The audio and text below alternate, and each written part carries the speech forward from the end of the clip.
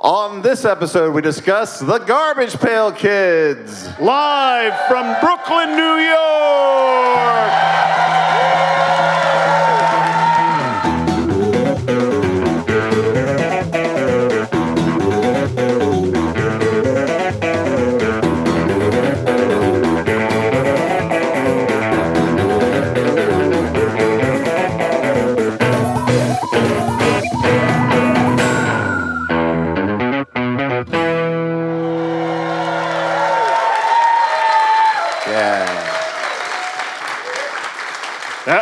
That was a hot one. Yeah, it was, Dan. Was a hot one. You picked up your cue perfectly. Thanks for heating heating up. At a time. Hello, we are the Flophouse Podcast. We are a podcast where we watch a movie that is purportedly bad, and then we hedging his bets. Report back to you. Let's leave some wiggle room, Dan, just in case.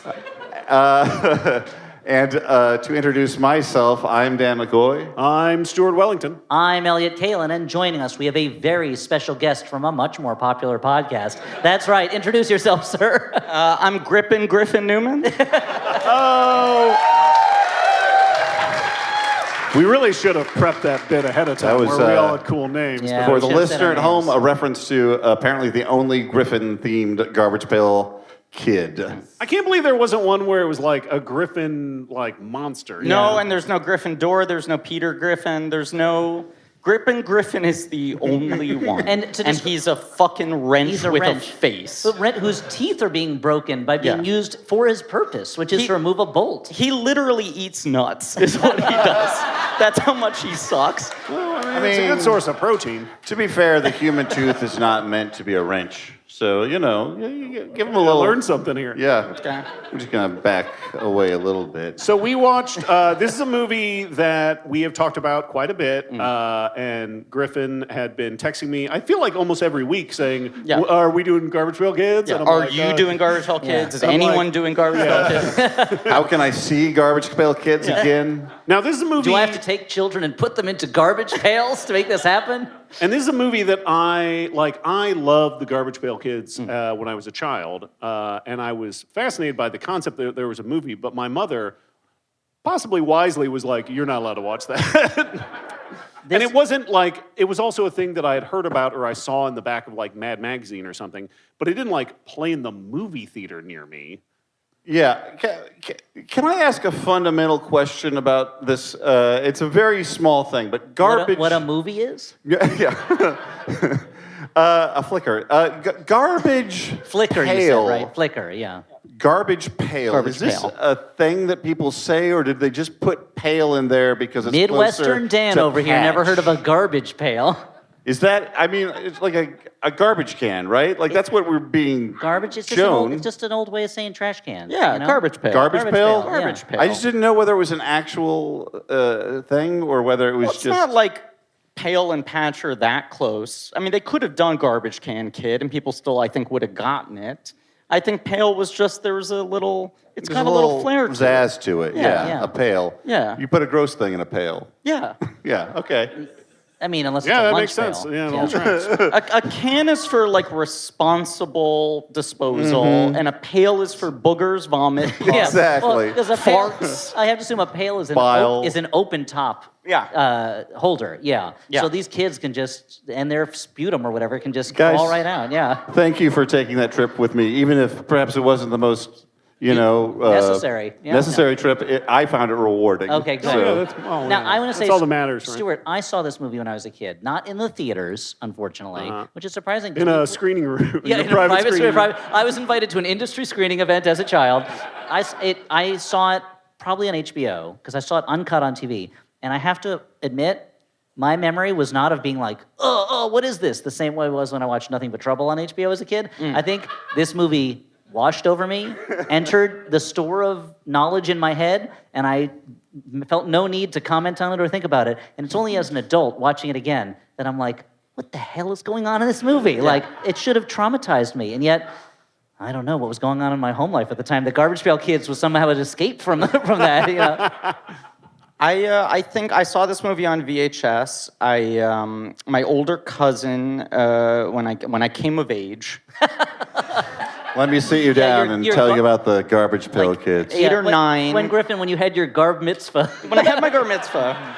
No, I think I was like 8 or 9, and my older cousin, who I don't know, his parents were cleaning out the basement. He gifted me his entire Garbage Pail Kids collection nice. of cards, Wow, of the yeah. stickers, which was fairly complete. I became very obsessive, and You there was were like obsessed about that? I know.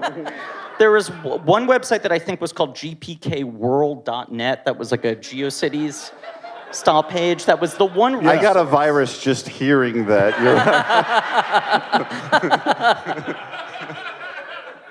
It was like the one resource that had Garbage Pail Kid information because I became obsessed with like cataloging these cards and trying to figure out what cards I was missing. In the early days of eBay, trying to buy individual cards to like, or there was a store in the Lower East Side called Love Saves the Day that used to exist. Yeah, I remember this. That used to have like a ton of Garbage Pail Kids on the desk. So I was constantly like, I'd carry around a little notebook in my backpack with the cards I was Hell yeah. missing to try to fill it in. Please At all tell times. me- I honestly admire the organization. No, Yeah. Please tell me you had a rival collector who you were trying to chase down the cards before he could get them. The way like all Garbage Pail Kids cards had 2 names, there was an A and a B. Yeah. So there was like Griffin and Wrenchy, Ricky or whatever. Wrench I and don't know. Reggie, Or yeah. fucking, yeah. But I remember saying to people as a child, like, my greatest goal in life is to complete my Garbage Pail Kids collection before I go off to college. Here's what I like about it. Yeah. You're at least not My making it number your one life greatest- goal. At least it's not your life goal. No. Before I shuffle off this No. mortal coil. No. I There was gotta get all some those feeling kids. of, look, when I go off to college, it'll be time to put away childish things. Yeah, yeah. Exactly. But I need to resolve this right before that moment, at which point I clearly will become incredibly mature and never talk about Garbage Pail Kids ever, Ever. again. Won't figure set it into your aside. professional life in any way. But Won't own a hat or T-shirt representing the brand. No. Yeah. But the Won't show up to college and be like, is there a way that I can minor in garbage? Nope.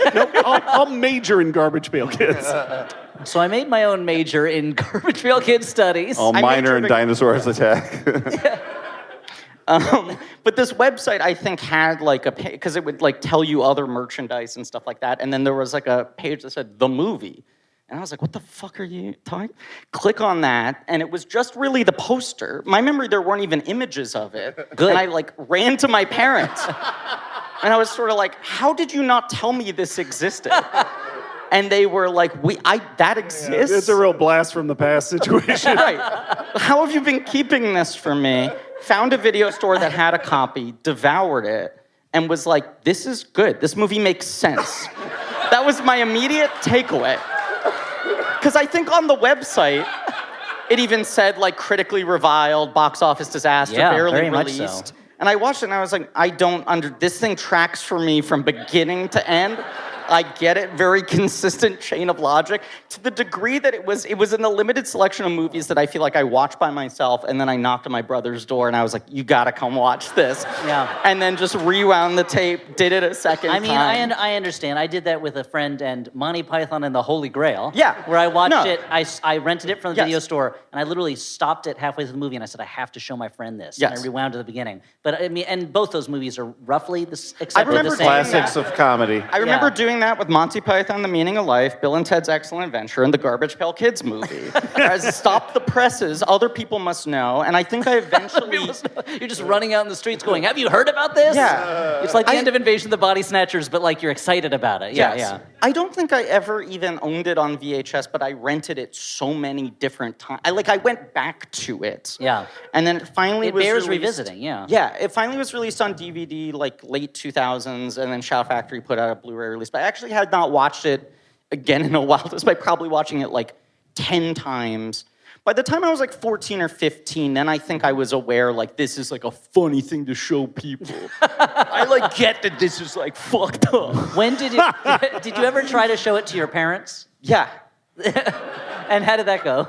I was put up for adoption. They did a DNA Left test. in a pail outside of Yeah. Anthony Newley's magic store. I remember like pointing and being like, "You get it? This is funny." And the kind of thing my dad would do, where he'd go like, "Yeah." Hello, men with butterfly nets? So the movie opens with credits. Notably, a credit for the Topps Chewing Gum Productions. Yeah, I think This this was is- their only film. Yeah, I think so. There's IMDb trivia, which is often user submitted and hard to verify, does have a trivia fact that this is the first movie ever based on stickers. I We'll was, have to check it out, yeah. I don't know. We can still. That has to go to the we judges. were trying to but- think if there was another movie based on a collectible card set Other than Mars Attacks. Other than Mars Yeah. Attacks. Mars but it was Attacks. Garbage Kids and Mars Attacks. We're trying to think if there's another one. They never made a Dinosaur Attacks movie, which They never is did. good because I would have watched that as a kid, and those cards scared me enough. That was the original plan when they got the Mars Attacks rights. Was that Tim Burton was going to do Mars Attacks and Dinosaurs Attack back to back, and America voted Back-to-back Burton attack. America voted no. Yeah. Yeah. So we get title cards flying at the screen over space, and there's like a garbage can spaceship, which has nothing to do with the movie. At no point are they... I think it is heavily implied that they are from outer space and they arrived in this garbage can. It is Yes. never stated. No. It is never, other than, we just see it floating through space, and the next time we see it's in Anthony Newley's It's visual Anthony store. storytelling. What are you talking? It's visuals. That's why the shot exists to let us know. They're giving the audience credit that we They're- can put Yeah. it together. They're somehow aliens with an understanding of 50s greaser culture. Well, it also is implied that like they landed long ago, and Anthony Yes. Newley has kept them in this Pail prisoners because he is some sort of ageless Merlin figure or something. yes, he knows magic. Yeah. Stuart, not to halt Yeah, you before sorry. you're even one line down on your cards, but I do think we need to dig into this deeper. But no, so the 'Cause thing the this Pail- movie's missing. The Yeah. thing this movie is missing is a shot of images of the Garbage Pail Kids throughout time. They're in hieroglyphics. One of them has an alligator head. Yeah. They, you know, Old-timey black and white photos of them like kissing Forrest Gump on the asshole. Exactly. Yeah. Just like in the movie, exactly. Yeah. I think it's in the movie. It's what JFK that does that. You want like a Transformers: The Last Night style reveal of they've been here longer than we thought. Exactly. There's a tapestry with the Garbage Pail Kids, and a unicorn is laying its head in their They laps. were working with Harriet Tubman. I mean, I do honestly. That's actually And in they're on Transformers: The they're- Last They're Night. there on Yeah. the moon landing, no spacesuits. They Right. don't need it. Yeah. I do honestly admire the degree to which this movie has no interest in explaining to you who the Garbage Pail Kids are I wanna or why dig they're into here. this. Yeah.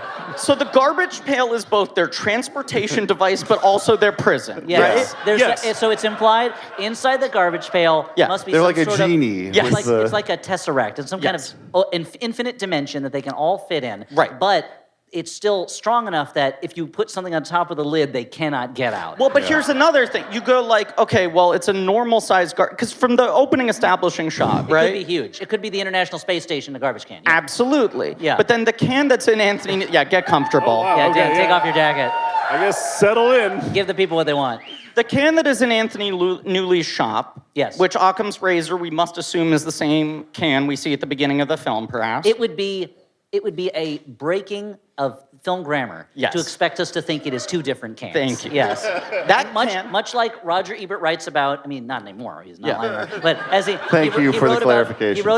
he wrote about showing his students being there, and at the end, spoiler alert, you should see, it's a great movie. Peter Sellers walks on water, and his students saying, oh, there's probably some reason, there's like a thing he's walking on just under the water. And Roger Ebert said to them, you cannot add something that is not in the film. You have to take the film at its face value. So visually, Yes. we have to assume that's the same garbage can. Correct. We can't just Yeah, say, yeah, no, oh, that well, makes- there's a that spaceship tracks. garbage Should can, we and then they lost it. And Pull then they out some David Bordwell like film texts and just really break it down, you know? Yeah, yeah.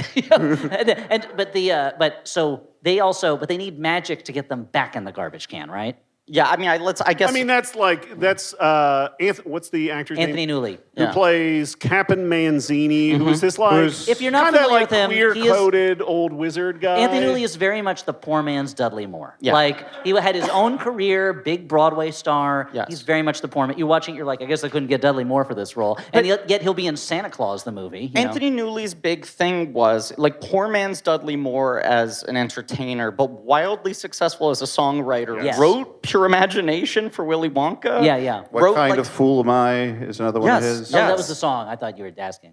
Off mic. Okay, yeah.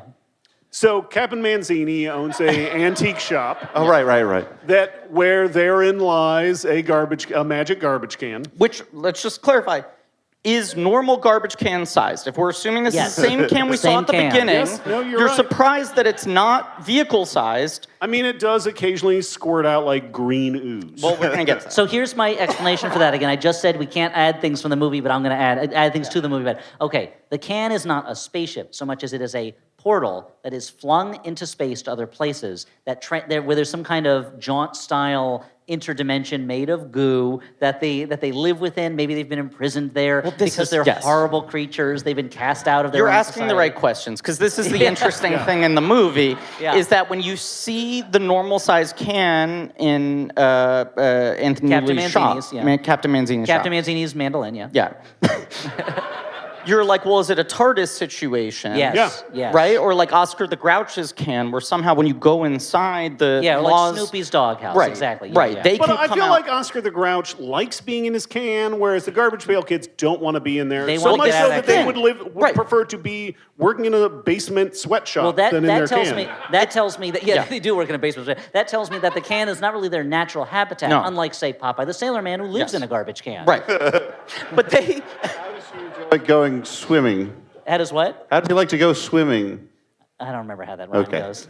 But you're Can we, I saying remember the like part about he a- turned on a heater and burned off something. I don't know. But Yeah. So there's in the opening, there's a moment where the Garbage Pail Kids get loose, but we don't actually get full view of them. Do we want to talk about the individual Garbage Yeah, we Pail got to Kids? talk gotta about the introduce individual. them. Yeah, so These are there's- all classic There are GPKs. 7 of them, and I believe these are all actual classic sticker card characters. Yeah, I Okay. think they might all even be Series 1 characters. We have yeah, the OG GPKs. Yeah. we have Alligator, who later on is described as the natural leader of the group. who is- Alligator is an alligator humanoid who eats human toes. Loves and toes. has a lunchbox full of toes and eyeballs. Yeah. That Okay. he eats in this children's film. There's Windy Winston, who farts. Farts a lot. There's Yep. Foul Phil, who's a baby who has smelly breath. Valerie Vomit, who only vomits once, I think. Yeah. Well, she has to. It's like her superpower. She has to Yeah. use it Yeah, to she's defeat gotta the try. ultimate It's the enemies. Chekhov's gun of the movie, because all the other characters, they do their gimmick early and often. Yeah. Valerie Vomit saves it. Yeah, You got yeah. Messy Tessie, who's always dripping snot. Yeah, she's kind of messy, I guess. Must be like raising a kid these days, huh? It is. They pick their noses, but they These- they clean it because these they eat days? it right These there. days. These days, it's all this TikTok. Make it over stimulates the nasal passages. We have Dan's favorite character, Nat Nerd. Who urinates down his leg several times during the movie, and I think every time I yell, "Don't do that!" at the screen. Now he is Dan, but to be fair, he has to be a character who pees himself because he is covered in acne and also wears a Superman costume. So of course he's going to pee himself too. And then there's Greaser Greg, which I believe you can correct me. It was voiced by Andrew Dice Clay. Greaser Greg's kind of your old school badass. Yeah, I mean, he's Greaser super cool. Greg is basically the Gorch from Sharpling and Worcester. Yeah. Yes, But he yes. but he is he threatens the child star of the movie with a switchblade more than once. And speaking of that child star, we cut to a park where Dodger, played by Mackenzie Aston, is running away and then gets shaken down by a gang of toughs. Juice, Tangerine, Wally, and Blythe. Juice is Four the, is names the that have leader. never occurred in nature together. No. Yeah, tell me about Juice, Elliot. Juice, he's the leader. He's your classic, I guess, outsiders, pony boy type. You know, he's Similar, and he's also kind of pimp coded, I guess. yes, he is. He is also he's a pimp. If pimps stole the money that their charges got from selling homemade fashion. Yeah.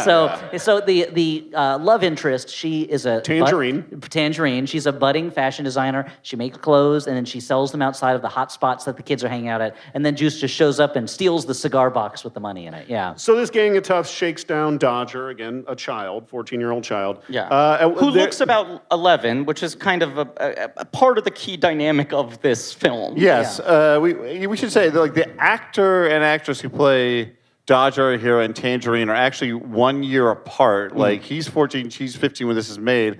They look like 11 and 18. Yeah, Yes, that's what happens with kids of that age, Yeah. dude. But never has Puberty's the, crazy. Never Yeah. has the faster maturation of the female body seemed more, Sounds so more gross when you evident say it. More than when, creepy and than when the romantic interest weird in a is a 14-year-old children's boy. film. Speaking of creepy and weird, one of the Tufts picks... Dan, I didn't invent the timeline that people. I'm not spotted blaming each other. you. I'm saying Garbage Pail Kids makes it feel really creepy because like they're like, let's make her look really old. But also that she seems to live on her own. Like she has a job. She has a car. She has a car. Yeah, one of the Tufts picks up Dodger, the kid, and shakes try him, to kill him. holds him upside down, shaking him, doing like a standing 69, and I'm like, what's happening here, movie? I want to call out Juice's vibe for a moment because Let's Yeah. do it. Yeah, now's the time. A lot of bullies in classic kind of youth-based pictures, right? Or even in reality.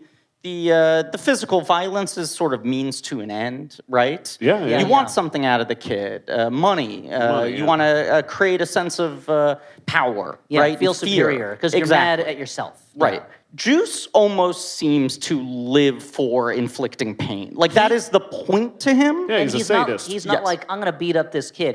He's like, throw him in the sewers, then open up the valves so that the water rushes in. Not just a murderer. Not to get ahead. Yes, He's a Batman villain. He genuinely wants to murder the kid, and everyone else is like, hold back 10%. Yeah. There is a point later in the movie where, not to get spoilers, but jump ahead, Dodger yeah. is making a little bit of money for his criminal enterprise. Yeah. And he goes like, oh God, this is working against my natural instinct, which is to kill him. That he like hates. At least he understands himself. But Yeah. they're like, calm down, you're making money off this kid. And it's like, I can't get my fucking rocks off unless I drain the life out of him. Now, Juice's two main hench people, the guy Yeah. and the girl, who are Wally both, and Blythe, yeah. Wally and Blythe? Blythe, yeah. Yeah, Blythe, based on Blythe Danner. Yeah. Now, are they supposed to be a couple also?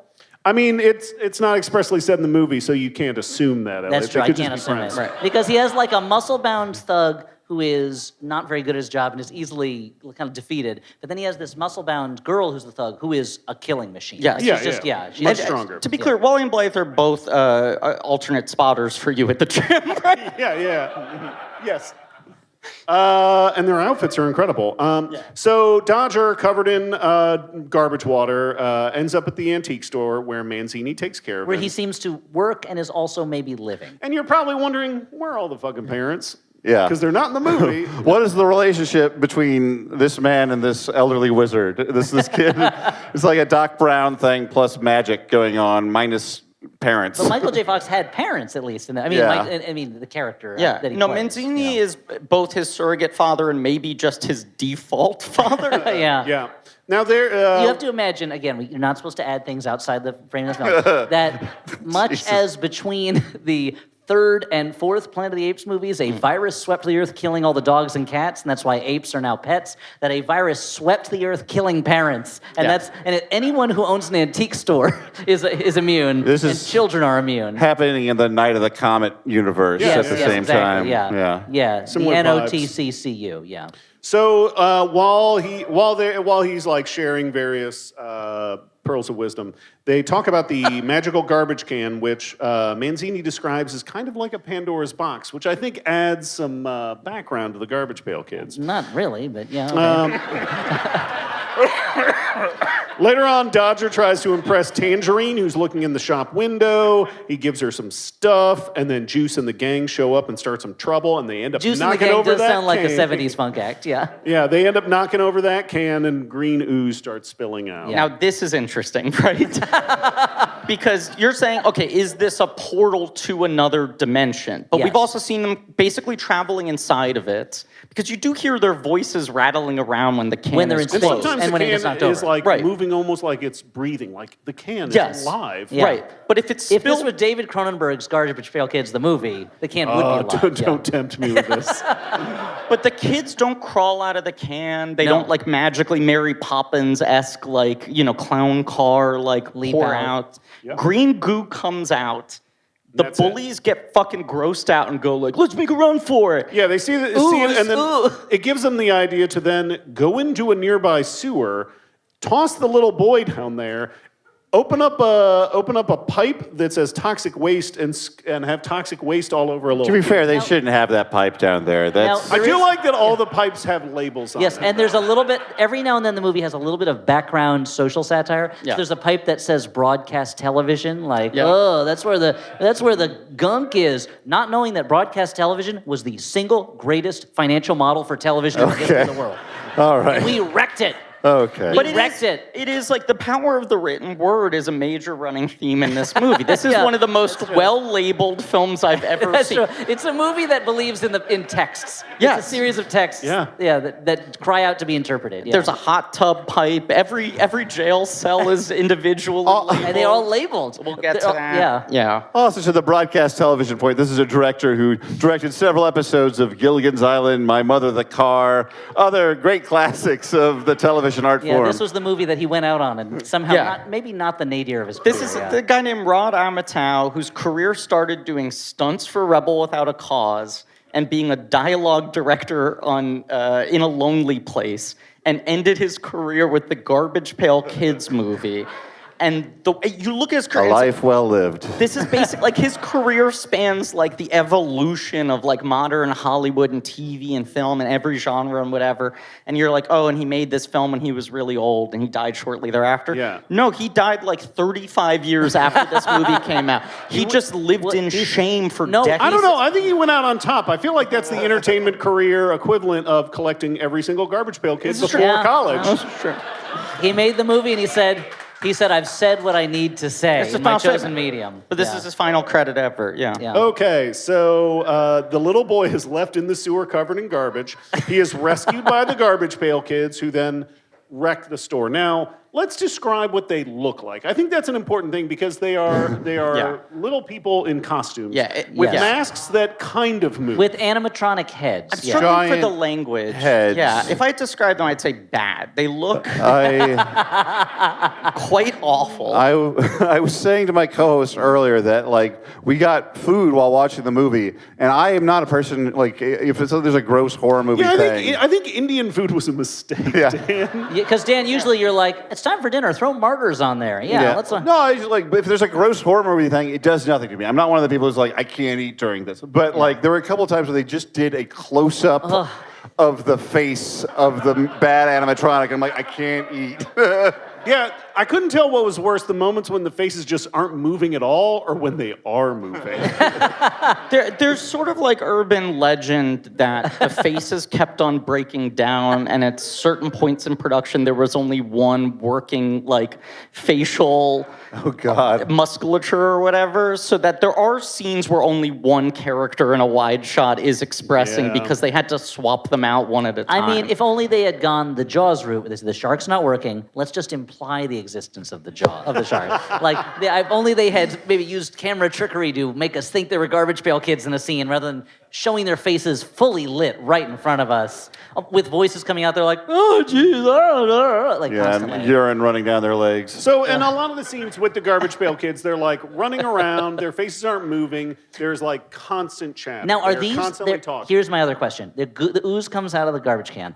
Are these their natural forms, or are they that goo, and they have taken on the forms of the things they think are Earthlings? Like in those the Transformers movies, they're not really cars from outer space, right? They're like, there's lots of cars around here. We'll be like cars, right? I mean, I can't say definitively. I can say if this is not their form, they've taken this form long ago because Anthony Newley is like, oh no, you let out my Garbage Pail Yeah, kids. he recognized them right which, away, as yeah. Stuart pointed out, is like, so this guy's just been keeping these kids in a garbage can. Yeah, in a prison. In a garbage can. And he basically like contends that like they are the modern representation of Pandora's box. I mean, he gives this whole Pandora's box I wish he had been like, explanation. you ever heard of a thing called the Hindenburg? They were the cause. Like, that would have been the best. Once again, Garbage Pail Kids through history kissing assholes. So, speaking of Manzini, he returns and he tries to get them back into their garbage prison, and they're like, no. And then he spends the rest of the movie trying to figure out a spell that will get them back in it. Yes. Then a child takes a bath in a tub in the middle of In the the room. middle of the store? Unsupervised young child takes a bath surrounded by Garbage Pail Kids and an older man. There So- was, so- for the Elliots in the audience, there was a close-up of a child's feet. Is that what I'm into canonically? I don't know. I'm working on all it. feet or Trying just- to build a narrative. or just But- children's feet? I appreciate you spreading out the libelous lies. I mean, I feel like this one is much worse than the ones we usually throw in. We just say you're a racist or something, you know. But this is maybe the most bonkers moment in the movie where they're like, yeah, this kid's covered in ooze. Of course, he would get into a bathtub in the middle of a retail establishment, surrounded with an older gentleman and also these bizarre kind of like alien grotesqueries. And the child gets comfortable enough to fully submerge himself nude and stick his feet out. And then later, they're like, they're offering him a towel, and the garbage pail girl is attracted to him. She's like, ooh, when he's about to get out of the tub. It's super gross and weird. Yeah, I mean, There's a line where... no, sorry, go ahead. It may seem like we're focusing unduly on this, but this movie is bizarre, the degree to which I think it sexualizes these teens, for what is, you should never do that, but also like a children's film, it's a very strange vibe. There were certain things in 80s children's films that filmmakers thought children were super interested in. One, corporate takeovers. And two, like sex. And this Garbage Pail Kids movie, 14, 15, 16-year-olds not really going to this movie. It's probably 7, 8-year-olds. Yeah. For them to be like, yeah, that Garbage Pail Kid wants to fuck that kid. That's not It's not also okay. weird that this movie is all about very different types of teenagers. It's not about kids the age of, quote-unquote, the Garbage Pail Kids, whatever the Garbage Pail Kids are supposed to be. I mean, they're ageless, yeah. Well, that's true. Yeah. There is a moment... Like a fine wine. Because the Garbage Pail... Dan Orson Welles doing an ad for Garbage Pail Kids. Oh, the Garbage Pail Kids. I've always been reviled for the grotesquerie. We'll pale no kids before their time. There is an atom bomb who pushes a button on a remote and his head explodes. You tell me how to put the emphasis on gar in Garbage Pail Kids, and... Anyway, there's a moment later, I think it's around the bath scene, where, because the Garbage Pail Kids are constantly... talking, yeah. They're constantly talking. These a lot of things chatter. Shut up. They keep talking about how ugly they are in this way where it's like, the other characters are like, no, you're not. Trying to make them feel better. Yeah. And Valerie Vomit says something about being repulsive. And Dodger says, I don't think you're that ugly. And she just immediately goes, oh, so you want to suck face? Which is horrible. I think roughly around the same time, Manzini, who is again the father figure, is being ugly is not a state of appearance, but rather a state of being. And then Wendy Winston immediately farts. It is a hard lesson for this movie to sell that it is rather the handsome Juice who is ugly for his actions as a violent bully. Oh, you think he's handsome? Is it because he wears a sport coat with nothing underneath? Because he wears a sport coat with a sleeveless shirt, and he's got fingerless gloves, and there's an ascot kind of thing. Yeah, and he beats up little kids for money. The idea that it's not your appearance that counts when these Garbage Pail Kids are hideous and they're constantly peeing on themselves and farting everywhere. That the character is pulling their boogers out in a long strand, and it's please don't judge by their behavior. This is the thing. This man has an alligator's head for a head, but who amongst us has not? It doesn't.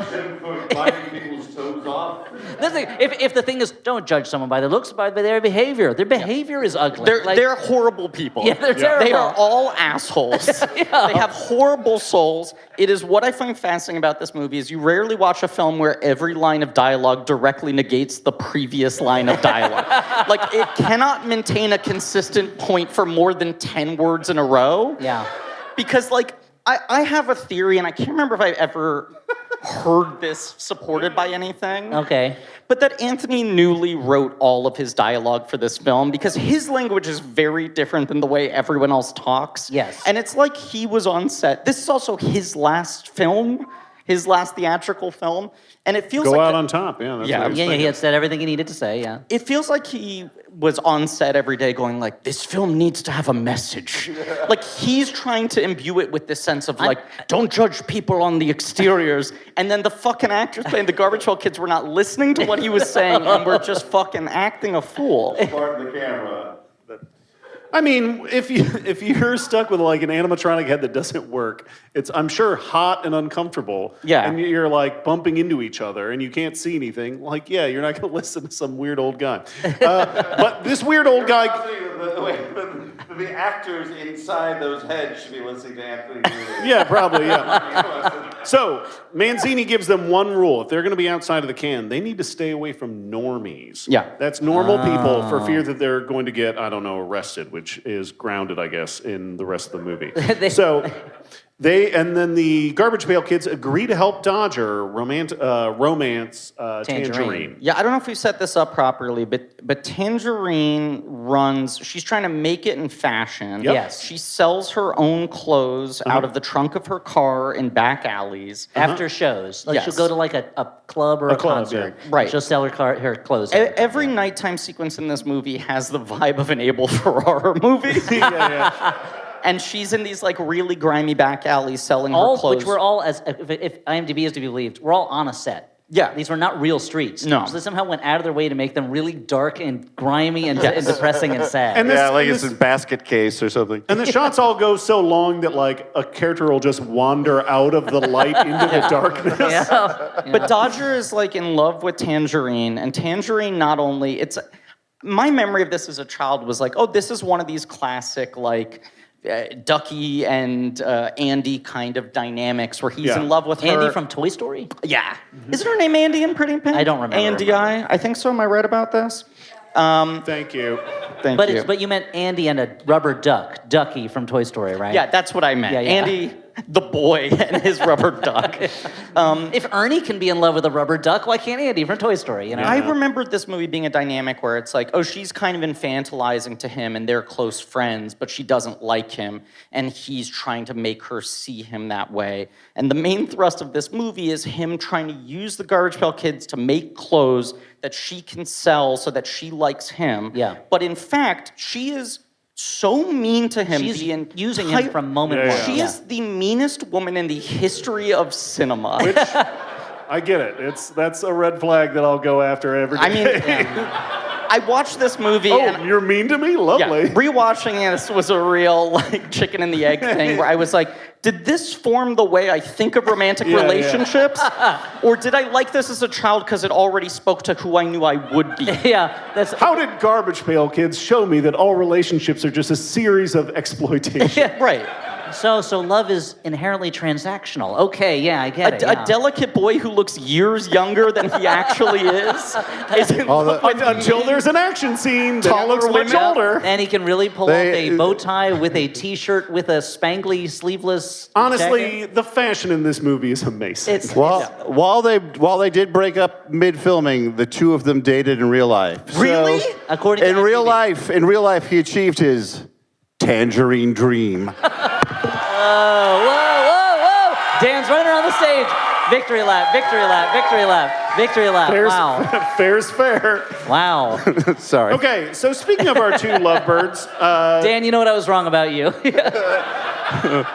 Wait, what did you even say? No, don't worry about it. Still keep going.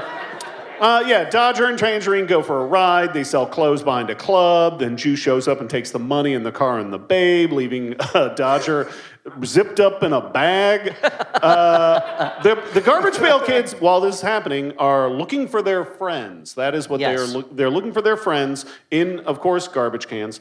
And they steal a food delivery truck and they run over Juice's car and flatten it. Then they eat a bunch of food and stuff in an alleyway. And then they wake up super hungover. I don't know if it's from junk Yeah, food or they keep the- saying they're hungover from, I guess, eating too many hot dogs. And Although they are sitting on a case of Miller High Life, so maybe they're drinking that too.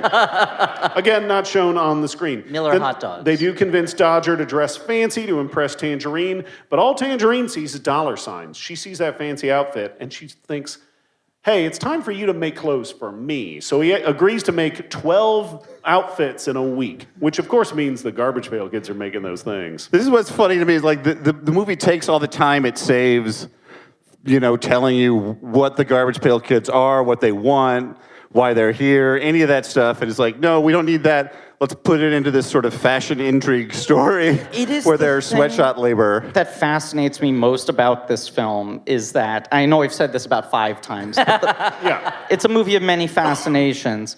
You would It's a believe- multifaceted gem, This sure, is yeah. true. Yeah. You would believe if someone told you, oh, a producer bought the rights to the Garbage Pail Kids and had to make a movie in 4 months. Okay, I'll buy it. Yeah, sure. I'll So believe he it. took a different script that he owned the rights to and mapped the Garbage Pail Kids on top of them. Because the whole fashion, Tangerine, seems difficult. There's and such a Dodger unique drama, well, that feels like this weird kind of like flash dance adjacent. It does feel like the Garbage Pail Kids are extraneous to much of the plot of Yes. the Garbage Pail Kids movie. Yes, it is almost incidental that the Garbage Pail Kids happen to be good at sewing. Yeah.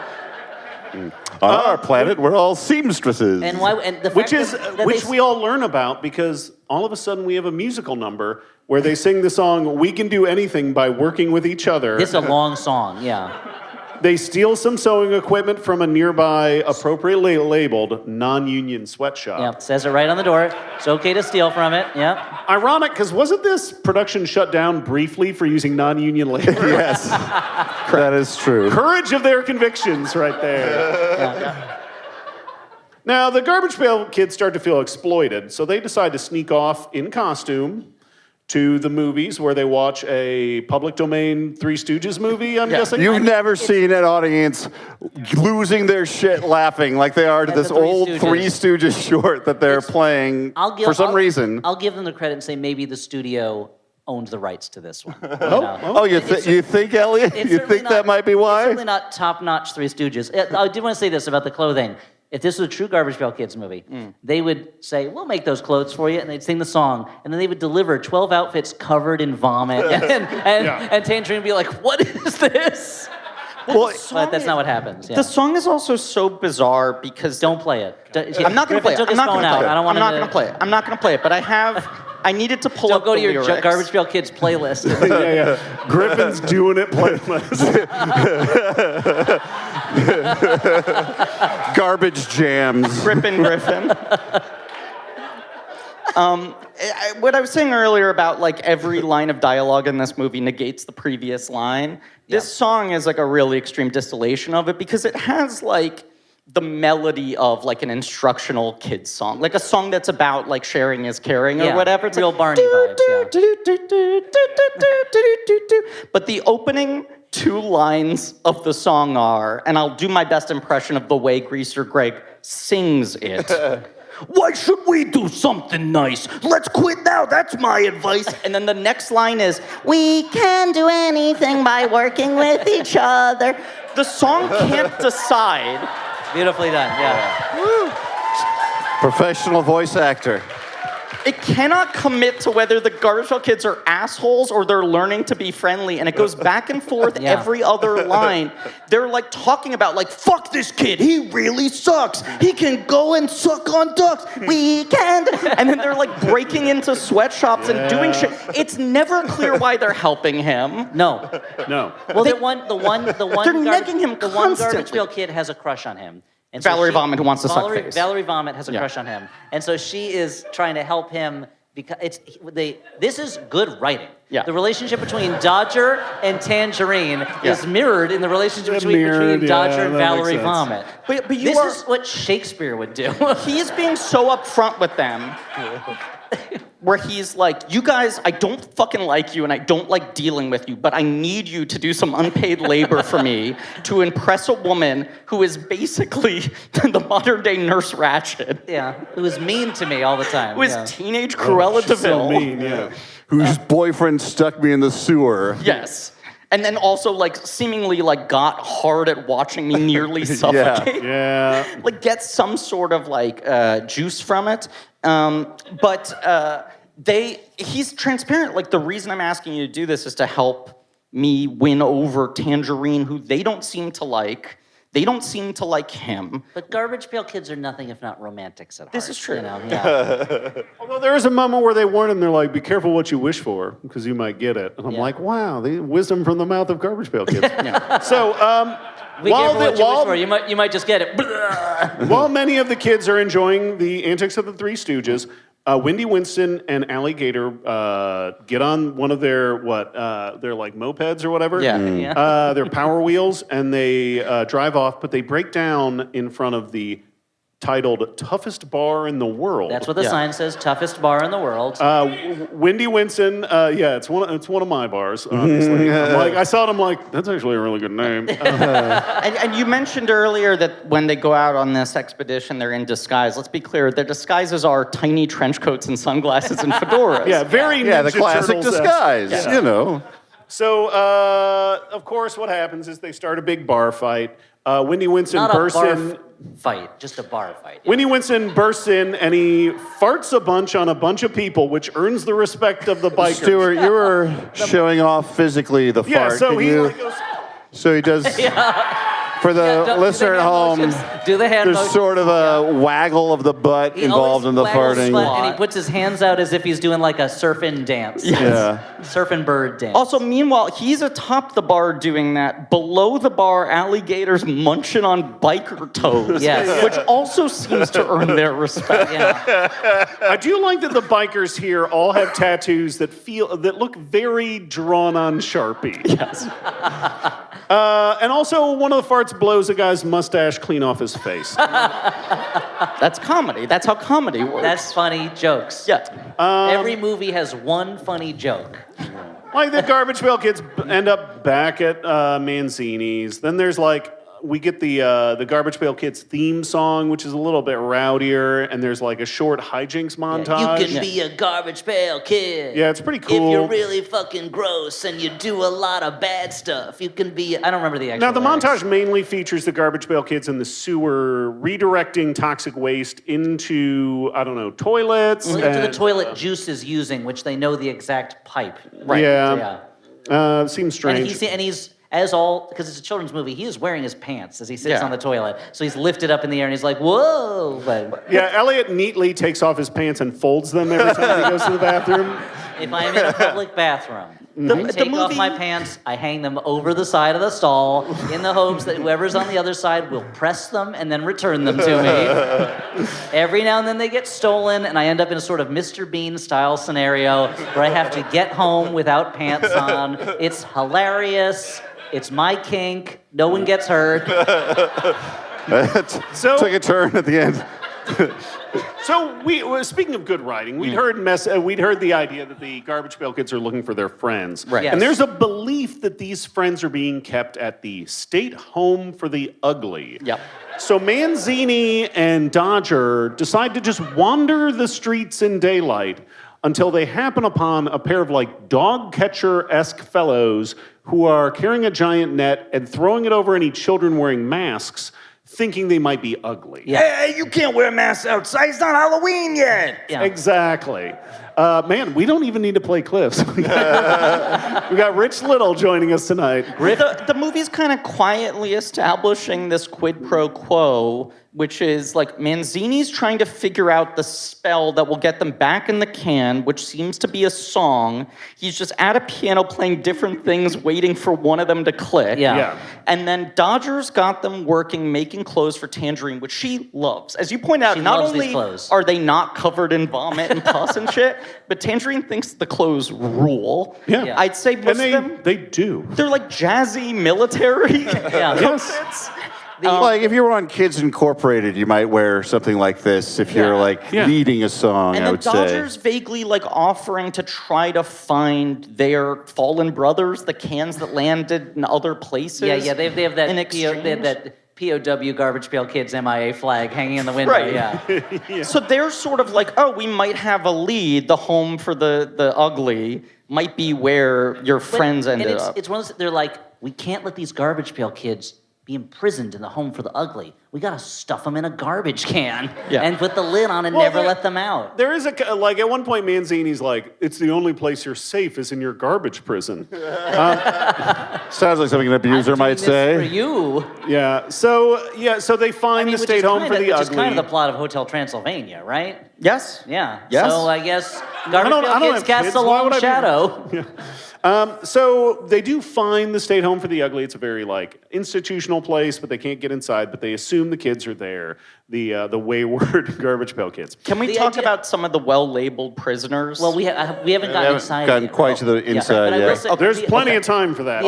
The idea that the movie will is out of nowhere. They were like, oh, they're probably at the state home for the ugly. They're like, that's not a real thing. And then the movie out of nowhere introduces that there are roving bands of ugly catchers who are kidnapping children if they think they're ugly. And this is just a service the government provides in the city. Like, it's a. Elliot's like, my tax dollars shouldn't go to that. This is not what I'm supporting. What Show I me do- the receipts. I do need to support the schools. So, but the movie is like, look, we haven't introduced a bonkers, dumb idea in minutes. yeah. Let's do this too. Speaking of bonkers ideas, Dodger introduces Tangerine to the garbage pail kids. It doesn't go particularly well. But she does decide to exploit them further and throw a fashion show at a local department store, which begs the question, what department store is like, yeah, this teenage girl can have a full She's fashion had a lot of success selling out of her trunk of her car near this club I go to. It's an easy way to get publicity on the local news. Yeah, it's a very like Saved by the Bell type Local thing. teen who has no parents throws fashion show at local department store. For the other post-nuclear mutants in this parentless world we all live in. I don't know why I'm explaining this to you on the news. Yeah, You already know it know. already. You're living in this reality. This movie makes so much more sense if it is happening after a nuclear war. However, Tangerine, while happy to exploit the garbage pail kids, does not want them at the fashion show. So on the night of the show, Understandably. yep. I mean, should I have the monster that eats toes at my fashion show? Probably not. so she locks them up using a lock, and she keeps the key. And it's weirdly, she's trying to be weirdly sensual. I'm not a fan of it, but her outfit is pretty cool. She locks them in the basement. That's when Juice chloroforms Manzini, right? Right, yeah. He knocks him out, and then he and his gang kidnap the garbage pail kids and sell them to the state home for the ugly as for like the a bounty. Yeah. So they don't just catch ugly people in order to keep the streets safe. They also buy them. It says wanted, ugly or alive. Yeah. So, Griffin, what is the state home for the ugly like? Here's what it is. It is vertically stacked cells. Yeah, Right? it's like Almost as the if end of Cabin in the Woods, say. Yeah. Yeah, almost as if there's no fourth wall to the set. Correct. And cells can only be on one side. It's a series of jailed cells that are arranged like the Hollywood Squares Yeah. set. Because what is Hollywood Squares if not a jail for Yes. formerly much more famous Correct. people? Yeah. And each cell has one ugly prisoner in there, someone too ugly to be seen in public, with a clearly labeled sign. So there's one that says like, the sign is the explanation of what Why? makes them ugly. Yes. Such as too tall, and the person inside that cell is Abraham Lincoln. Yep. Yeah. Too bald. Resurrected in this Yeah. post-nuclear... Too bald is, of course, Mahatma Gandhi. Yeah. Yes, Yeah. right. Too fat was Santa Claus. Santa Correct. Claus. Not a particularly fat Santa Claus at that. No, Yeah. no, and the movie's not making it clear if these are professional impersonators or the true people Yeah, plucked there's like from time and A mythology. clown Bill that was and Ted, too yeah. silly. Bill is too silly, this which is- clown. that seems like a weird thing for ugly, but they're making a bold statement about the police state and Yes. conformity. Yeah. Rod Serling was watching this in his last days going, why didn't I do it this way? Oh. And you're at this Being point, beaten at my own game. now you're probably wondering, are there other garbage pail kids there? Well, in a brief bit of dialogue later on, it's explained that they were just crushed in a garbage compactor. Yeah. They were too late to save them. They're already dead. Whoa, Which also God. means that Gandhi is going to be crushed in a garbage compactor and Santa Claus. It's wild that the movie, at this point, there were like hundreds of characters from the cards. I'm watching the film for the first time as a child, and I'm like, okay, we're not going to see other garbage pail kids. And you have your because- whole like book with all the fucking cards. there. Absolutely. Yeah. But it's like the budget. I'm guessing we're not going to suddenly reveal 10 more kids at the end of the movie, but you don't want to keep the door open for the sequel. Or perhaps there are other cans out there. Yeah. For this movie to go like, no, conclusively, they're all dead. Gone. So These here's- are the sole survivors. We dealt with them. When we get to this scene of the movie, this is one of those moments where I'm like, if John Waters made this movie. Elliot, Same movie. I had the same thought. I had And the I would- same thought. And I would feel so differently about it. yeah, Yeah. it'd be a masterpiece. Yeah. It would make the Sight and Sound list. Yeah, it would, yes. Yeah. They would go Tokyo Story, Yep. Vertigo, Yep. the Garbage Pail Kids movie, then Bicycle Thieves, I Yeah. guess, yeah. So back at the fashion show, and this fashion show is fairly professional, right? There's an announcer, there's an audience that seem very into the fashion. A surprising turnout for the local fashion show of a teens fashion line, yeah. Tangerine has her like sitting in front of the makeup mirror moment where she reveals her deception to Dodger. Juice shows up. He throws Dodger in the trash. That's another thing in this film is that the more normal, conventional, by the book version of this narrative, right? Sure. Yeah. Even if Tangerine didn't see him as like a sexual romantic figure, she would be kind The child you're talking to about, him. yeah. Yes. Which she isn't. She's an asshole to him at all Yeah, times. yeah. But you're also like, this type of movie is eventually she goes like, what am I doing with this jerk? Juice is such a jerk, and instead she's so into Juice the whole movie. He will like come an inch away from murdering someone and then turn around and she'll jump his bones, make out with him so hard. Yeah. Even beyond, you're exactly right. There would Yeah. be a moment where she's like, what am I doing? Beyond the fact, her career is entirely reliant on his access to Yes. these designs. Yes. So she should at least be knowledgeable enough to know, like, well, everything in my fashion show was designed by your weird monster friends. Maybe I shouldn't piss you off right before the show. Yes. And But- maybe I shouldn't sell your weird monster friends who made all this shit. Yes, that's also true. But Okay. I feel like that's Juice and Tangerine working at cross Yeah, purposes. It's very cross Game of purpose, Thrones. yeah. I don't know. That one keeps peeing himself, and it's really disturbing. Can we Yeah. just get him out of here, though? Yeah, Like, I don't know. I'm not having him at the He's, show. but he's at least. essential to the process. Okay. Another thing with that nerd, by the way, is all the other Garbage Pail Kids seem to kind of relish in doing their thing. Yeah. Yeah. Like Wendy Winston loves, He loves farting. farting, yeah. That Yeah. nerd is so mortally embarrassed every time he pees. It is so like it feels like you're briefly getting glimpses of like a Todd Solondz movie where he's like crying, going like, "Oh no, I can't pee again. Oh no!" And then they all sort of look at him and go like, "You fucking idiot, nerd! Why are you pissing yourself like a goddamn baby?" Even Foul Phil keeps it in his diaper. Yeah. Yeah, I would. 'Cause he is a baby. I guess. Yeah, Man, I yeah, want that's to. I want to accurate. smash cut to last night while Griffin practices all these in front of the mirror. They're so close. There is a moment, I will give the movie credit. Tangerine is very evil, and she's very nasty to the models at her fashion show in a way that I thought was very funny. Yeah. That she's essentially like a teenager who was like, oh, a little bit too much makeup there, miss. Like it's very funny. 86 the gum. 86 So, the gum, that's Dodger and Manzini team up. They need to save the Garbage Pail Kids from the State Home for the Ugly. They enlist the bikers from the bar. Yep, they're buddies. Then yeah. we have our like cabin in the woods, save the freaks moment where everybody's let loose. It's great. They rip the pants off the security guard. They breathe and fart on until he passes out. They all do their thing. They Yeah. all use escape. their powers and special moves. They yeah. do again after learning that all the other Garbage Pail Kids were crushed to death. They celebrate and leave. It is great that when the bikers depart, you don't even get a single shot of them riding away on No. bikes. They're like, we can't afford It's all this. sound effects, right? Yep.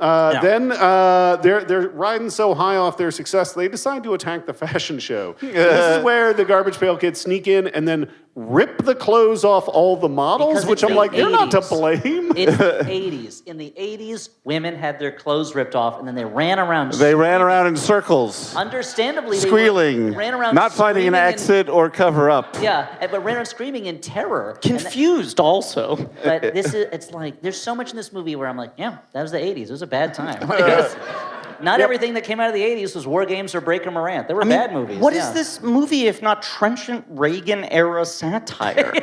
We were all running around in circles as if Garbage Pail Kids had ripped off our clothes. We didn't know what to do. They truly were sleepwalking through history. You're right, yeah. Luckily, they were all they're wearing bikinis underneath. And the entire fashion show descends into chaos. And in the midst of that chaos, Dodger and Juice finally have a fight. And what's great about this is not only is it really intense, but also most of the shots, the actor who's playing Dodger is a grown man. They make very little attempt to hide this. It's amazing. Unlike the actor who is a 14-year-old boy. But there's the sort of classic moment where somehow Dodger finally gets one up on Juice, right? Yes. There's like some crazy sort of like Golden Harvest backflip, some crazy moves, but finally you just got him pinned to the ground. Flying, and yeah. he's just like wailing on his face. And they cut to a close-up of now not adult stunt double, but real Mackenzie Aston, like crying hysterically as he punches his bully. Covered in blood. Yes, but like hyperventilating. Yeah. And then Captain Manzini has to come up and be like, do not sink to their level. Like, Yeah. know your limits. It's an oddly like sad and realistic moment how destroyed he is that Yes. he has like reverted to pure violence and beaten the shit out of this other So kid. once again, unverified, unsubstantiated, but IMDb trivia claims that the actor who played Juice claimed that he tried to employ method acting during the production of this movie and genuinely bullied Mackenzie Aston to try to get a more realistic performance out of him. In the Garbage Pail Kids movie. God. And with distance, recognizes that perhaps he went too far. But the moment where Dodger starts punching Juice feels like you're seeing something very real Yeah. and very Yes. uncomfortable. Yes. Yes. So they It worked, is what you're saying. Dodger is dragged away. I guess this is resolved at this point. Shortly after, Tangerine approaches Dodger, and she tries to apologize. She says, maybe we can be friends and do fun things. Dodger, to his credit, says, no thanks. I don't think you're pretty anymore. Yep. Oh, yeah. It's Rough. fucking savage. Yeah. And then a jaunty song about being a garbage pail kid plays yet again. Yeah, Manzini plays a song backwards, hoping it'll suck the Garbage Pail Kids into their pail. Instead, they just run off. He gets sucked into the pail himself, Yeah. and they ride off on their Hot Wheels, and they like wave to the camera, and then we get the Garbage Pails theme song credits. Yes. Yeah. So there's the Garbage Pail Kids theme song with lyrics that they play in the middle of the movie, and they're sort of like causing trouble montage, and then plays again in full in the end credits. But then there's The one that was nominated for an Academy Award. Yes. Yeah. We all know it. And then there's the Garbage Pail Kids sort of like score theme, like the character theme that will play throughout the movie that doesn't have lyrics and isn't the same as the theme song. And Manzini has the aha moment late in the film. It's like the fifth time you cut to him at the piano being like, seas are filled with whales, put them back in the pail. No, that's not it. Like he keeps trying to write a song that he thinks will put them back in, and then he starts playing the score from the movie as if he knows the music that's playing in his reality for the audience watching him.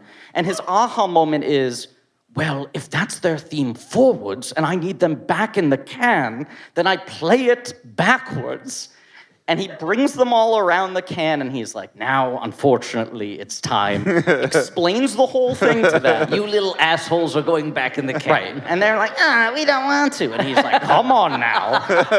And then he basically says, now stand here like good little Garbage Pail boys and girls while I play this instrumental theme backwards, and you go back in. And I'll close my eyes the whole time. Because I'm feeling the music so deeply. And that's when they sneak off. Yeah, and they're like, oh, going back in the can now. Oh, see ya, buddy. Like they're really narrating it. There are all these moments where Manzini, and these are the stretches of dialogue that feel written by Newley, trying to give the movie some point, where the movie's trying to wrestle with like, is the point that we as a society judge people based on their looks, and that's a problem, and we're the real Garbage Pail Kids? Yeah. Are Garbage Pail Kids these sort of funny like games. these demons? Are they like the embodiments of our worst traits? Like they are us? It's not about us judging them on visuals. It's about like they speak to the inner evils of man, much like Tangerine's behavior does. Or is the point that the Garbage Pail Kids are kind of cool, and that Manzini is trying to just like Henry Doolittle them and make them a little more polite? But the main Garbage Pail Kid theme song, similarly, the lyrics cannot decide what the message is. Here's how the chorus goes. If your teacher says you're bad and sends you to the principal, you can be a garbage pail kid. Okay, so that's sort of saying like Checks out, yes. but we're Sort of a saying Jeff Foxworthy sort of premise is being set up. Like, If you vomit so much that your last name is Vomit, Yeah. you might be a garbage pail kid. yeah. If your response to any situation is to fart on the person nearest to you, you may be a garbage pail kid. Yeah. If you go to a restaurant and the waitress says, "What would you like to eat?" and you say, "Human toes," you may be a garbage pail kid. I can't believe you're not strutting around the stage. Oh, shut up, you're right. If you're listening to this on the podcast, please imagine that I'm walking back and forth on the stage.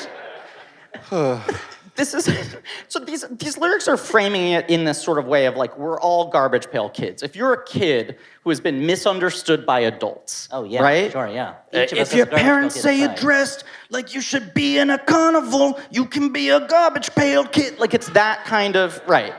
And then the next couple of lines are It's international, radical, how anything unusual ends up like a garbage pail kid. like now it's a we are the world sort of sentiment.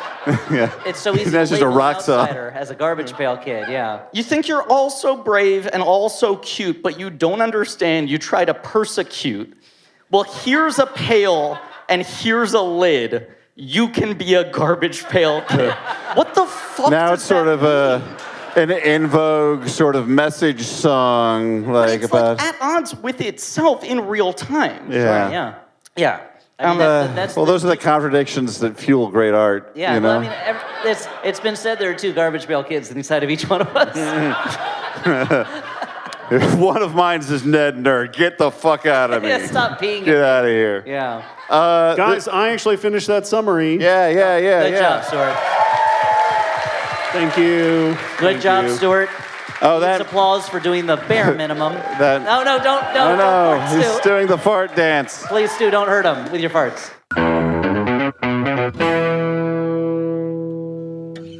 Alison Brie was the star of the Netflix series Glow. Being a gorgeous lady of wrestling isn't easy. Especially when it's time to get in the ring. Wrestling is so interesting in that you can't do anything halfway. Okay, so now it's time to run at that woman's body and dive over her head first. Like, you can't do that halfway. You can't do that in slow motion. Alison Brie on Tights and Fights. Max Fun's Perfect Wrestling Podcast. Available now. And if you don't listen, I'll see you in the ring.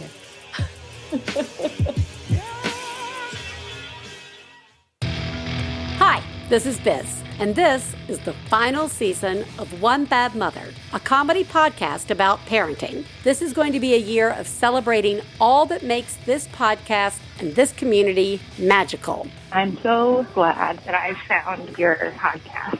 I just cannot thank you enough for just being the voice of reason as I'm trying to figure all of this out. Thank you, and cheers to your incredible show and the vision you had to provide this space for all of us. This is still a show about life after giving life. And yes, there will be swears. You can find us on MaximumFun.org. And as always, you are doing a great job. Hey there, it's Dan cutting into this live show with an ad break. Hey, the Flophouse is sponsored mostly by you, the listeners. But you know what? We do have a couple of ads. Here's one of them, Squarespace. It's the all-in-one website platform for entrepreneurs to stand out and succeed online. Whether you're just starting out or managing a growing brand, Squarespace makes it easy to create a beautiful website, engage with your audience, and sell anything from products to content to time, all in one place, all on your terms. Foolish Squarespace, no man owns time. Time is one of the fundamental forces of the universe. I think they mean that you can sell your time doing things. I'm just being silly, Squarespace. I'm just joshing you. Thanks for sponsoring us. Hey, if you're looking for a way to make a website, you can start a totally personalized one with the new guided design system, Squarespace Blueprint. Choose from professionally curated layout and styling options to build a unique online presence from the ground up, tailored to your brand or business, and optimized for every device. I added an extra syllable in every just for you, Squarespace. Make checkout seamless for your customers with simple but powerful payment tools. Accept credit cards, PayPal, Apple Pay, and in eligible countries offer customers the option to buy now and pay later with Afterpay and ClearPay. You can also sell your products and services with an online store. Ooh, an online store. Get out of here, brick and mortar. Whether you sell physical goods, digital content, or services, Squarespace has the tools you need to start selling online. So, if this interests you, go to squarespace.com for a free trial. And when you are ready to launch, go to squarespace.com/flop to save 10% off your first purchase of a website or domain. And you know what? We also have a Jumbotron. This message is for Jeff the Canadian. If your name's Jeff and Canadian, is this for you? Possibly. It's for Jeff the Canadian from Flink. Jeff, if you don't mind me saying so, I think you've had a hell of a year with highs and lows, and maybe most importantly, us turning 50. After all this time, I'm finally ready to admit that you're the stew to my Dan, and I guess that someday we can try to figure out which Star Trek bridge crew we would want to be in. Happy belated, buddy. Love you. How sweet. And also, hey, why not a plug for us, the Flophouse, your friends?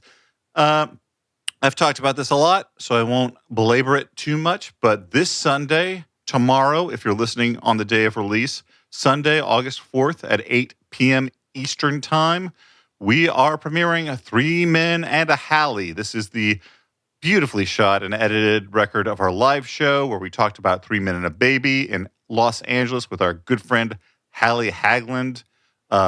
It's got a few small extras in there for people who saw the live show. There's a little behind-the-scenes extra stuff that even you didn't see. But, you know, it's one of our live shows. It's the full live show. You know, usually if you listen on the main feed, in addition to only getting, of course, the audio and not the visuals, you don't get our presentations. Here, you get our presentations, our hilarious PowerPoint presentations. You get the audience Q&A, and, of course, you get a lot of talk about 3 Men and a Baby. And if you watch on Sunday, August 4th at 8 p.m., myself and Elliot and Stuart will be in the live chat, watching along with people and chatting it up. But you don't have to be there for the premiere. That's just the advantage of being there for the premiere. This is available to view for 2 weeks after for all ticket holders. You can rewatch if you like. So if you're interested, you can get tickets at either stagepilot.com/baby or flophousepodcast.com/events. And now, back to the show. Quickly, we should say our final judgments on the Garbage Pail Kids movie. This is a good, bad movie, a bad movie, a movie we kind of like. I am going to, Abstain? I mean, I do think it is an experience more than a film. yeah, going to war, yeah. An unpleasant one, a baffling one, but one that invigorates. And so I'm going to say... It's the movie. It's like a cold plunge. Yeah. Hit with a birch stick at a Russian You bat. wouldn't want to do it all the time, but sometimes you just got to shock the system. So I'm going to say it's a good, bad movie. What do you say, Stuart? Yeah, I'm with you, Dan. This is, I had expectations. Elliot had already poisoned the well a little bit by saying it was worse than Nuki, and I'm like, I can't imagine that's possible. I think it's a fun bad movie to watch with friends. I would say this is a good bad movie. I think if you were watching it with friends, it could be a good bad movie. Or like your family, your 2 children. That's the thing. I think it's hard. This is what I was going to say earlier on in the show. It is now looking at it from the point of view of a parent and being like, I watched this as a kid, and I can only imagine the damage it would do to my sensitive little babies to see this. So judged on its own merits as a film for children, it should be put into a capsule and buried beneath the earth and never let out. Crushed like a Garbage Pail Kid. But if you're an adult, you're gonna watch it with friends and have a drink. Sure, it's a good bad movie. Yeah. You think it should be put into a home for ugly movies? I think this is a great good movie.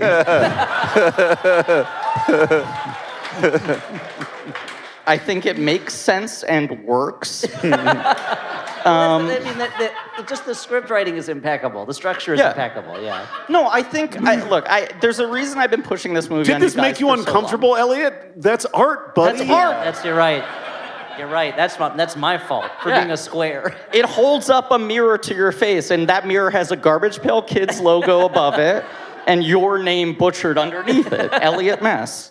No, I think I've been trying to get you guys to cover this movie for so long because I think this is like a one-of-one film. I think this is like a unique bad film. I think there was no other movie like it in history.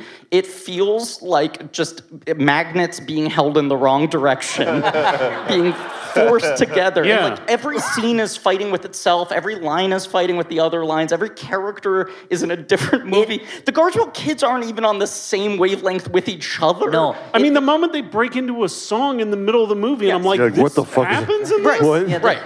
It's late to introduce this being a musical. Yeah. It is. I will say this. It is similar to maybe my favorite movie we've ever done on the Flophouse, Cats. Yes. Because Yes. that is another movie where you're watching it and you're like, making a movie is making a series of storytelling decisions, and they've made every single wrong decision every single time. Every time there's been a decision and there's been a door marked good and a door marked bad, they've been like, wouldn't it be more fun to go through the bad door?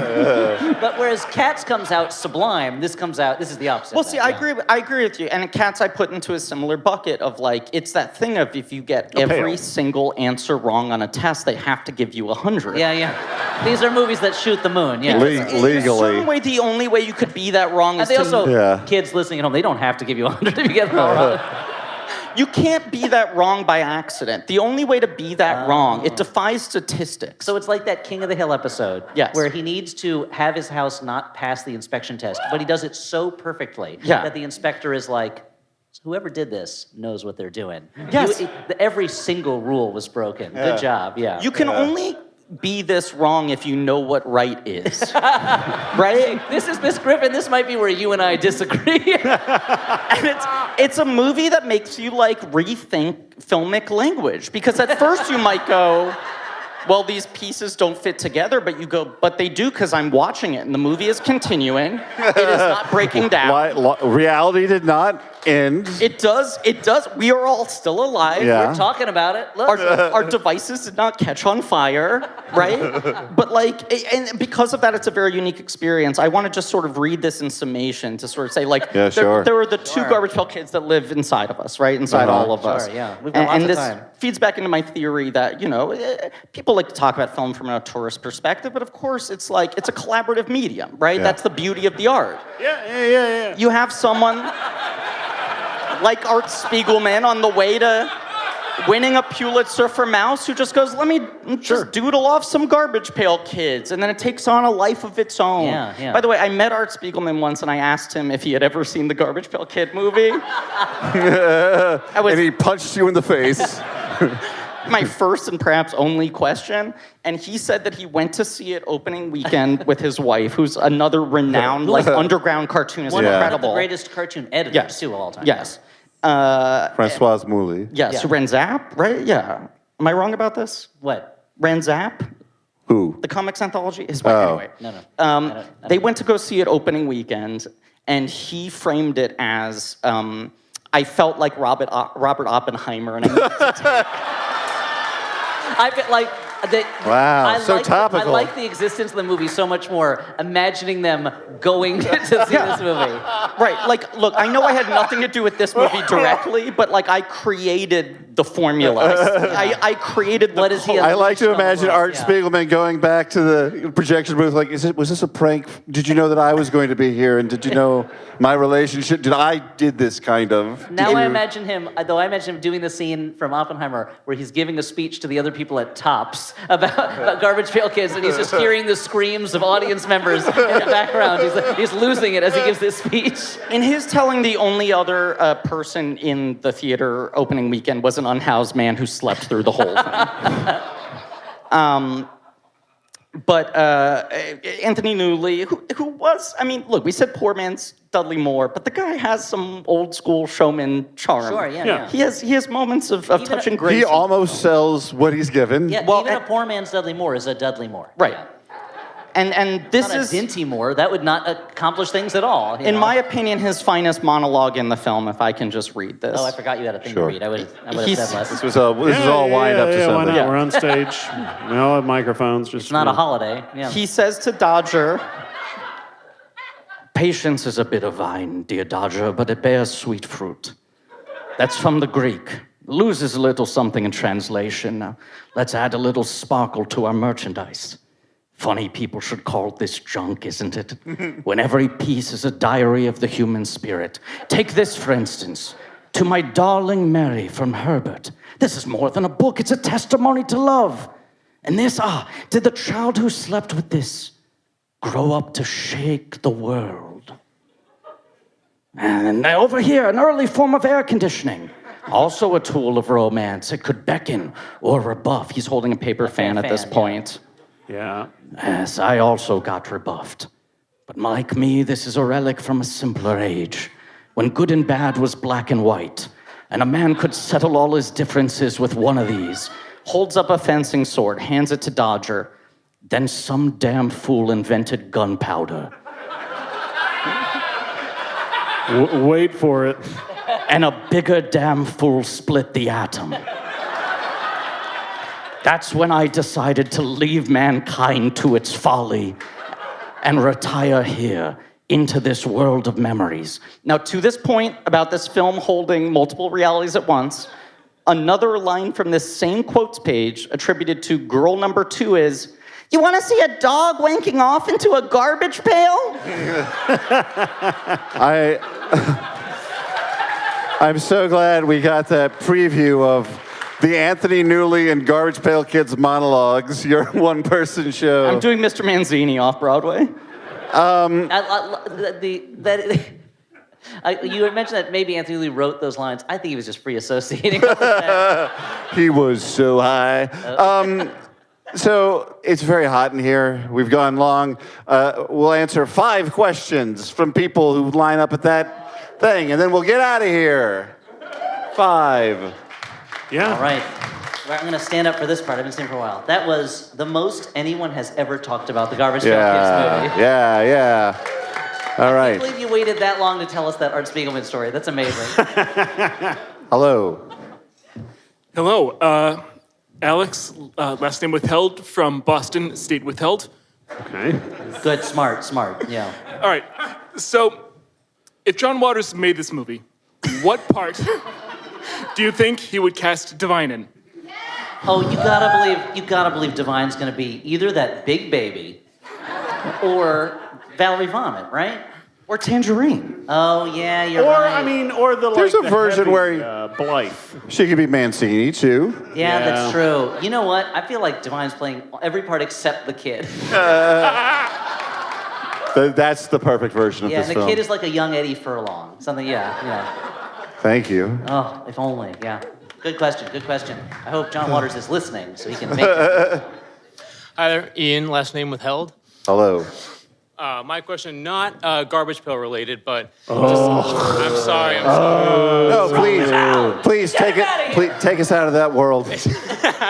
It's a simple fuck, marry, kill, and I'm really interested to hear your responses. Okay, yeah, simple. All right, let us over again. Gun to my head. Sure. Your options are as thus.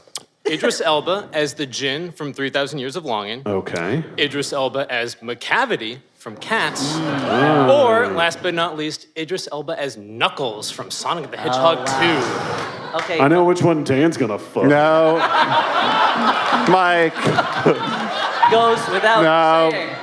My cartoon notwithstanding, my presentation before the show, you gotta kill Knuckles. You fuck McCavity.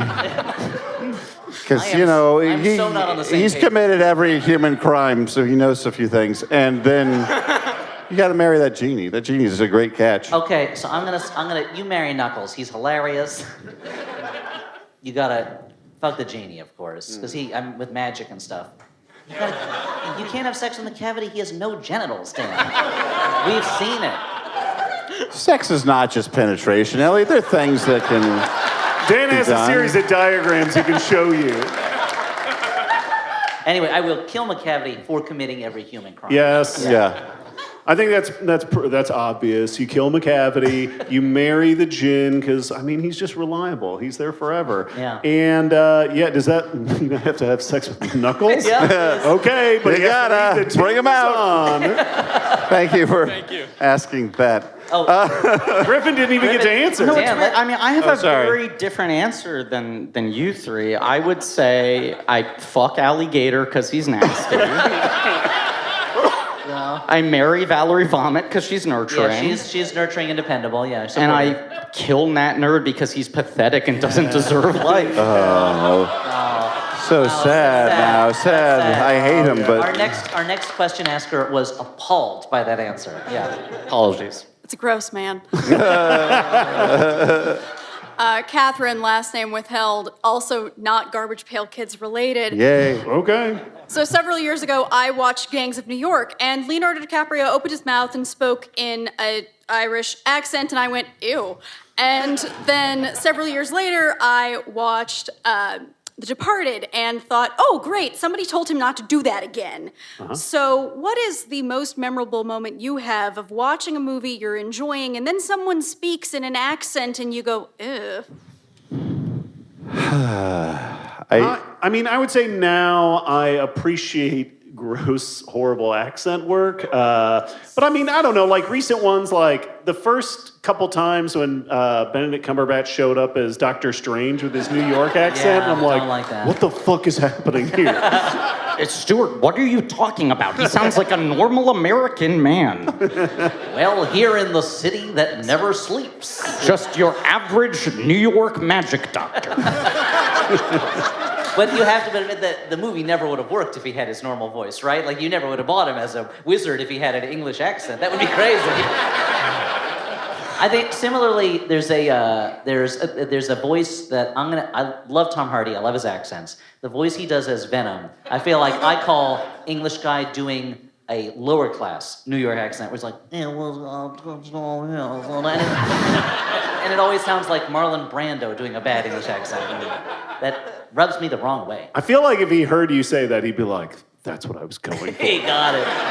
The same way I assume he heard me talking about his Bane voice and how it sounds like Tevye from Fiddler on the Roof. And he was like, exactly. That's what I was going for. A Batman on the roof? Well, you know.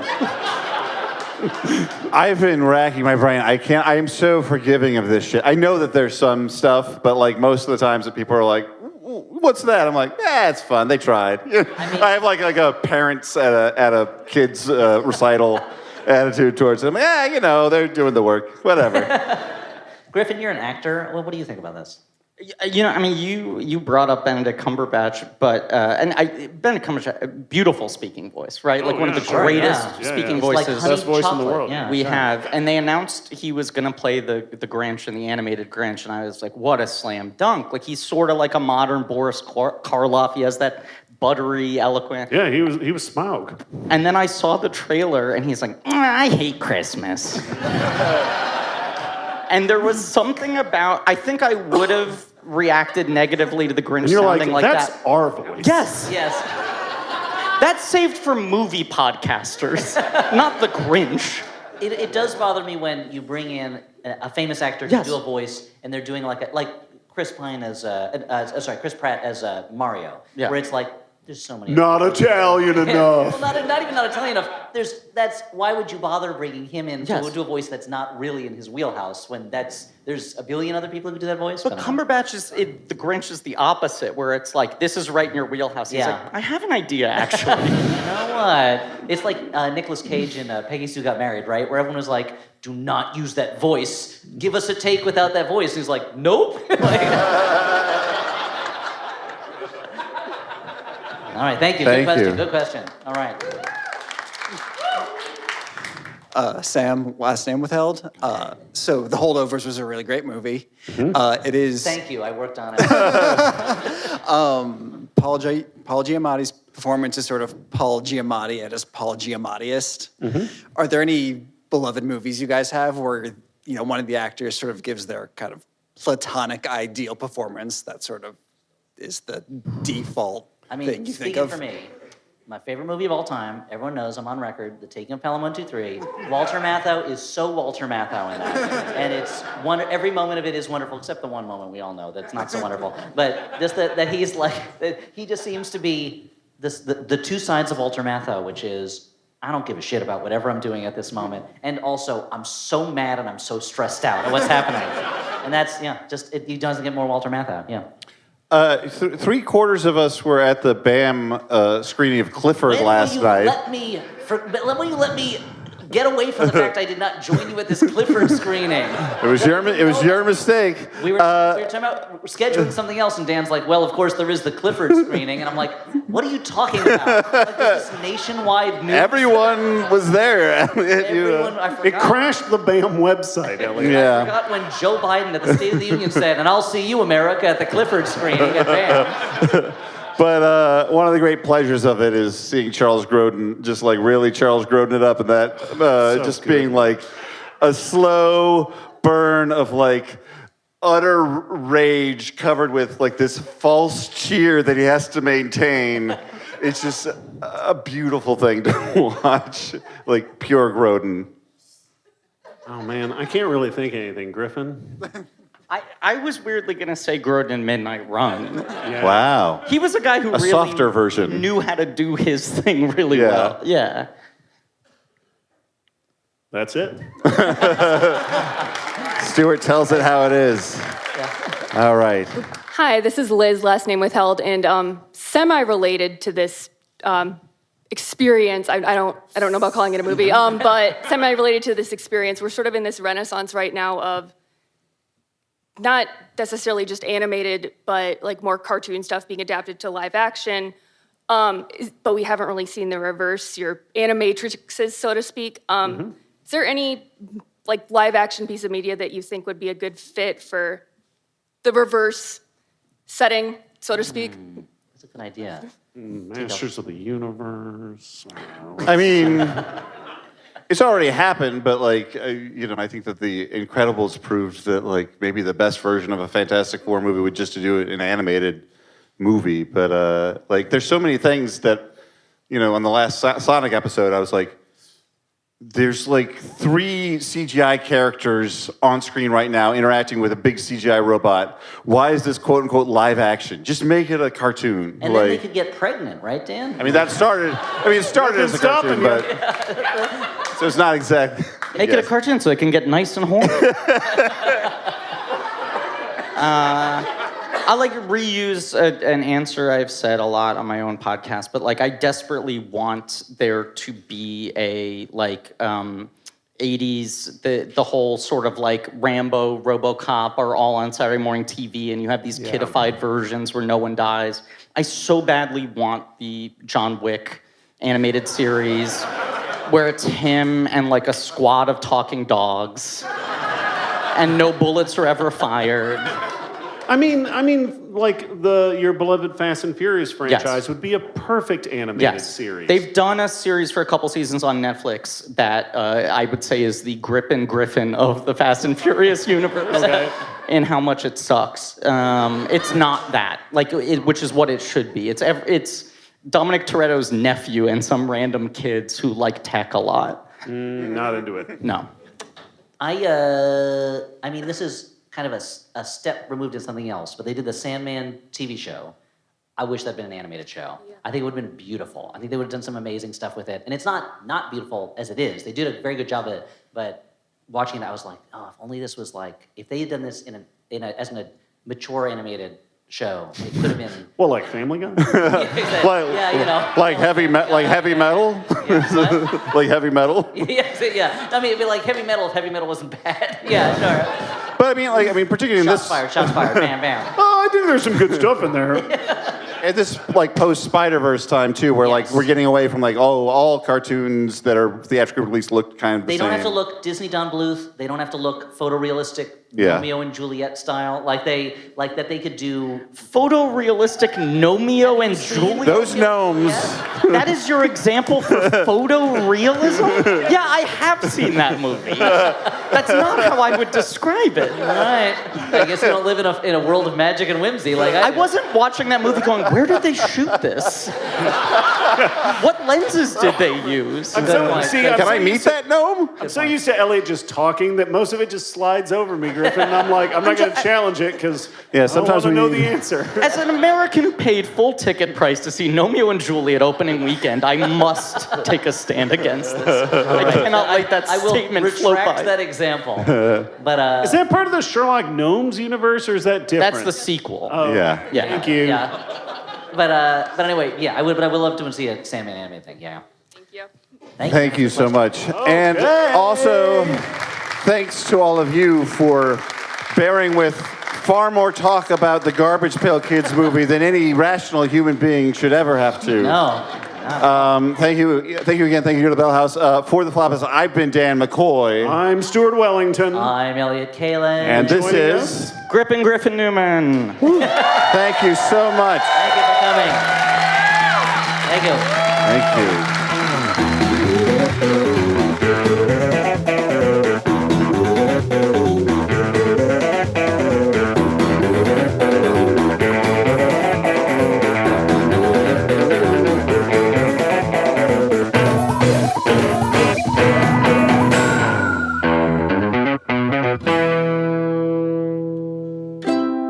Maximum Fun, A worker-owned network. of artist-owned shows. Supported Directly by you.